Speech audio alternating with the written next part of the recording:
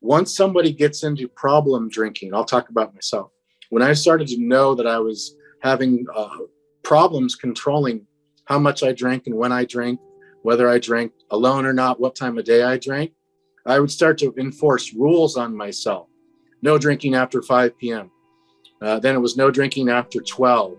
Then it was, no drinking alone. I tried all these different things. No drinking hard alcohol, no drinking Jack Daniels, no mixing alcohol with pills, all these different rules.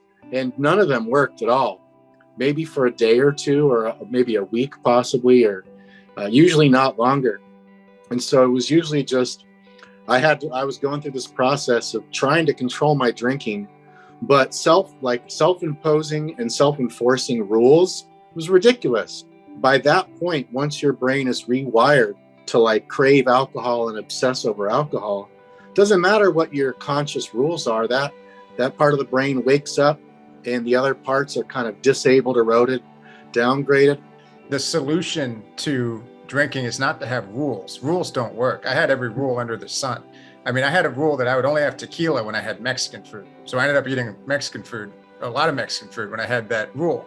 There's a Mexican place like a block and a half from my apartment when I lived in New York, and they ended up getting a lot of my money, a lot of which was in tequila. I gave up on that rule then, because I didn't just have the rule, but I got mad. I went, F you to this rule. And I ripped a few shots of tequila before work once, and it felt so good. For some reason, tequila had never felt that good, but it's because breaking my rule, it had become a forbidden fruit, a taboo thing. The solution is to change your biochemistry and to change your beliefs. And in other words, change your perspective. I often say, start accumulating new experiences with a new mindset. It's your mental diet, but it's also physical rehabilitation on a cellular level.